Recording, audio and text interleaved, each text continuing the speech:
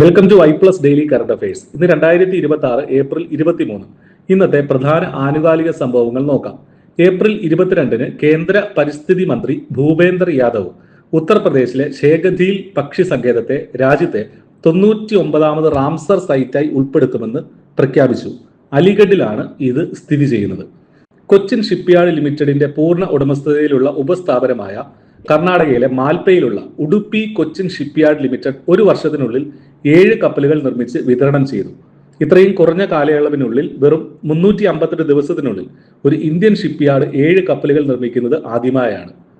പ്രാഥമിക ആരോഗ്യങ്ങളുടെ കേന്ദ്രങ്ങളും തൃതീയ പരിചരണ ആശുപത്രികളും ഉൾപ്പെടെ എല്ലാ പൊതുജന ആരോഗ്യ സ്ഥാപനങ്ങളും ശസ്ത്രക്രിയാ നടപടിക്രമങ്ങൾക്കുള്ള പിശകുകൾ കുറയ്ക്കുന്നതിനായി കേരള ആരോഗ്യ വകുപ്പ് ആദ്യമായി ശസ്ത്രക്രിയാ സുരക്ഷാ പ്രോട്ടോകോൾ പുറത്തിറക്കി.